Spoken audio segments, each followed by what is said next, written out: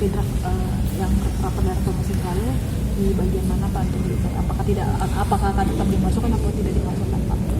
Kita belum sampai ke sana pembahasannya. Jadi kita memang sekarang kan belum ada pembahasan itu. Jadi justru pada saat ini saya perlu jelaskan kepada teman-teman semua, kita membereskan PR yang muncul sebelum kami bertugas. Bangunan yang ada itu bangunan sudah dibangun sebelum kita bertugas, dan itu yang sekarang kita selesaikan. Jadi IMB itu hanya untuk bangunan yang kemarin sudah terlanjur terbangun. Dan kan kemarin sobat bilang bahwa kalau Pergub 206 katanya tidak bisa untuk membangun, tidak menggunakan IMB. Begini, ini perlu kita pahami sama-sama nih. Ini sesuatu yang sangat elementer.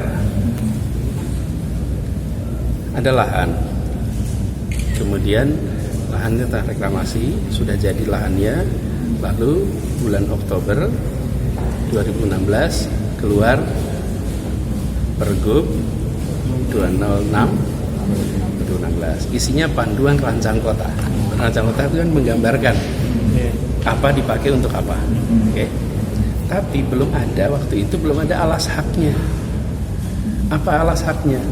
Secara legal saat itu belum ada HPL. Jadi lahan itu milik siapa belum ada. Karena itu tidak bisa dikeluarkan di IMB. Harus ada HPL. Setelah ada HPL, kemudian harus ada HGB. HGB disusun berdasarkan Pergub 206. Kalau tidak ada Pergub 206, tidak bisa disusun HGB. Karena kan lahannya ada potong-potongan itu. Potongan-potongan lahan disitulah ditentukan mana menjadi apa zonasinya. Karena itulah kemudian keluar HGB. Setelah ada HGB, maka yang ada lahan di situ boleh melakukan kegiatan pembangunan. Untuk membangun harus mengurus izin. Karena itu saya katakan, bila tidak ada Pergub 206, maka tidak bisa keluar HGB. Kalau tidak ada HGB, maka tidak ada hak untuk melakukan pembangunan. Begitu tidak ada HGB, maka orang berhak untuk melakukan pembangunan selama bangunannya sesuai dengan guna bangunannya di situ dan sesuai dengan rencana tata kota, yaitu PRK. Dari situ kemudian harus mengurus izin. Jadi ketika saya mulai bertugas, sudah ada HPL, sudah ada HGB, dan sudah ada Pergub. Jadi mereka pembangun. Yang tidak dilakukan adalah izinnya. Lalu yang kemudian menjadi langkah kita yang kita lakukan adalah cek. Ternyata di tempat itu sudah disegel. 2015 disegel, 2016 disegel, 2017. Tapi diapain sama pengembang?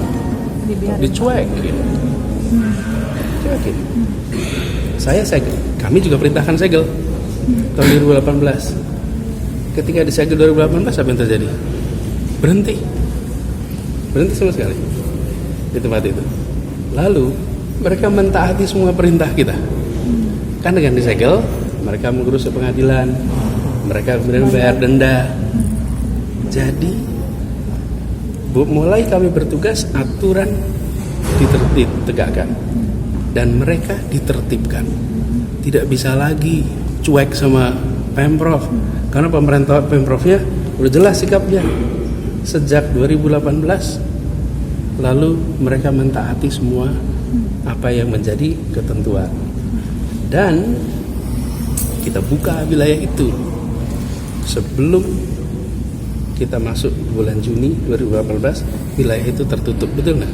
Ya. Teman-teman CNN kan waktu itu mau ke sana, nggak bisa masuk dari laut, nggak bisa dari darat, nggak bisa. Dan kita katakan ini wilayah Indonesia yang tidak boleh menjadi wilayah yang eksklusif, tertutup, seakan-akan ini hanya milik sekelompok orang. Ini wilayah terbuka, ini milik Republik Indonesia, dan kita bertugas untuk menegakkan aturan. Pelanggarannya waktu itu adalah pelanggaran di MB karena tidak ada izinnya. Lalu pertanyaannya begini, kenapa nggak dibongkar? Nah, saya muncul nih, kenapa nggak dibongkar? LBH juga menyatakan demikian, Tuh. Pak. Nah, ada satu prinsip di dalam hukum tata ruang bahwa ketentuan itu tidak, perubahan ketentuan tidak bisa dilaksanakan berlaku surut. Kan ada PRK Pergub lalu 26. Mereka membangun mengikuti PRK. Kalau orang membangun mengikuti PRK, dia mengikuti ketentuan. Yang bisa dibongkar itu bila dia membangun tidak mengikuti ketentuan tata kota. Misalnya sebuah lahan hanya boleh dibangun untuk 2 lantai, lalu dia membangun 4 lantai, boleh dibongkar? Boleh, karena dia melanggar PRK, melanggar tata ruang. Tapi kalau yang dilakukan mereka itu adalah menjalani sesuai dengan PRK. Karena itulah pelanggarannya bukan pelanggaran tata ruang, tapi pelanggaran perizinan kegiatan membangun. Terus pertanyaan berikutnya nih, misalnya dicabut nih, daripada tanya kan udah dengar. Kalau dicabut, kalau kemudian pergubnya dicabut, bisa nggak itu kira-kira? Bisa, Pak. Nah, ini hukum tata ruang nih, prinsip dasar tidak berlaku surut. Sekarang bayangkan Anda bikin rumah mengikuti aturan tata ruang, oke? Terus 3 tahun kemudian pemerintah membuat aturan tempat yang Anda buat rumah itu dijadikan lahan hijau, lalu rumah Anda dibongkar. Nggak bisa. Tidak berlaku surut. Karena kalau itu berlaku surut, nanti tidak ada lagi orang yang percaya dengan peraturan pemerintah. Tapi yang mereka membangun sebelumnya belum ada IMB, Pak. Makanya mereka melanggar perizinan membangun, bukan melanggar tata ruang. Tata ruangnya diikuti. Betul kan? Meskipun IMB-nya juga tidak dimiliki pas mereka membangun, gitu, Pak. Karena itu kemudian mereka kena sanksi. Sanksinya apa? Denda. Sanksi karena sanksi akibat pelanggarannya. Sanksi pelanggarannya adalah pelanggaran membangun tanpa izin. Kalau membangun tidak sesuai rencana tata kota, maka bangunannya salah.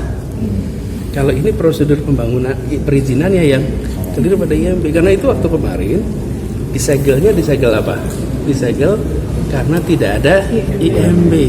Bukan segel pulau ya. Kan nggak pernah segel pulau. Segelnya adalah segel. Nah, itu sebabnya maka problem yang mereka hadapi kemarin adalah soal IMB-nya. Pak, lantas lalu menyatakan kalau memang berdasarkan Pergub 206, Pergub sendiri itu tidak memiliki alas hukum sebelumnya, dan Bapak mengacu kepada Pergub itu, dan dianggap itu tidak legal gitu, dan mereka meminta untuk dicabut begitu, Pak. Pergubnya 206 sendiri dianggap tidak legal gitu, karena tidak ada aturan yang mengikat juga. Dan Bapak mengacu kepada kalau Pergub kalau itu ada PP 33. Nah, tahunnya yang terkait RDTR yang betul. pemerintah. Sebelum ada perencanaan pemerintah boleh. Jadi Pergub 206 itu sendiri legal. Bahkan di lahan yang belum pada waktu itu belum ada HPL-nya. Tetapi lahan itu sudah ada di dalam RT RW kita. Jadi kalau lihat peta rencana tata ruang RT RW loh. RT RW itu peta itu sudah ada, dan di dalam program strategis nasional ada, di dalam program strategis daerah juga sudah ada peta itu. Jadi lahan itu sudah ada dalam peta. Jadi ketika kemudian diterbitkan Pergub itu ada rujukannya. Menurut saya yang mengerjakan ini semua cerdik, serius, dan itu semua dikerjakan, dikebut sebelum saya mulai kerja. Itu yang bikin sebel. Bayangkan. Dan kemudian khusus untuk kasus reklamasi, Pemda DKI itu punya posisi yang berbeda sekali. Dalam semua urusan di Jakarta, Pemprov itu sebagai regulator, ya. Dalam urusan reklamasi, Pemprov itu jadi apa? Jadi pihak coba. Jadi pihak. Kalau PKS itu bisa diadendum nggak Pak? Bisa. Maka Terus itu, lantas? nah itu yang nanti saya tidak akan bicarakan strategi sekarang. Saya nggak bicarakan strategi. Nanti kalau bicara strategi, seperti ingat ketika saya dulu membuat badan pelaksana reklamasi, kan dikritik semuanya tuh. Tapi itulah cara saya mencabut seluruh izin. Jadi sekarang saya nggak mau cerita langkah ke depan dulu, ya. Tapi prinsipnya adalah, menurut saya teman-teman harus melihat secara detail mengapa tanggal 25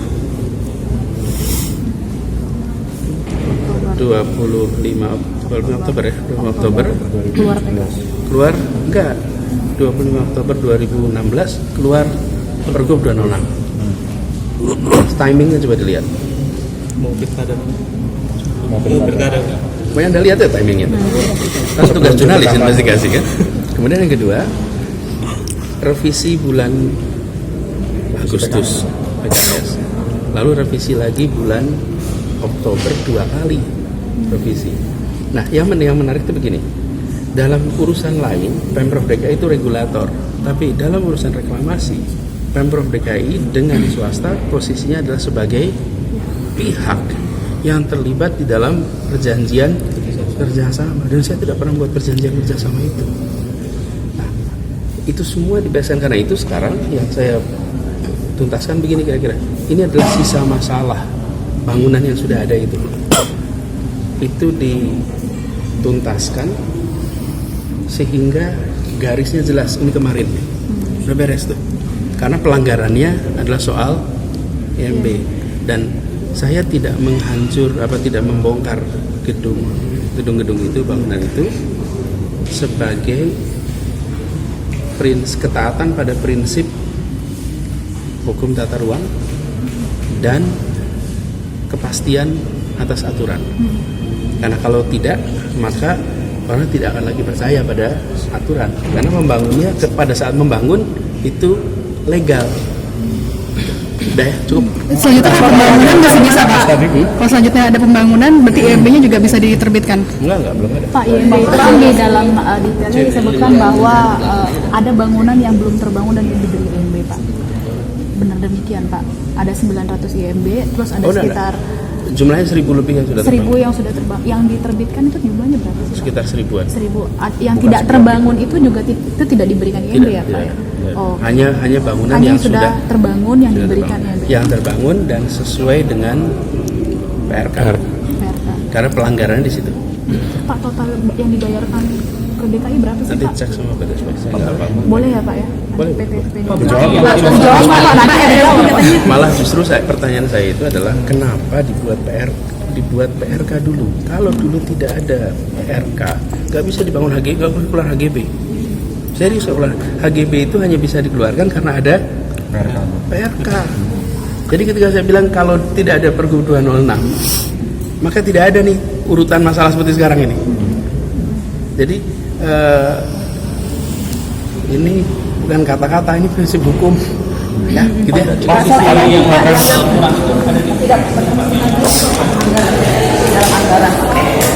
LRT dianggap tidak efisien dalam anggaran, Pak.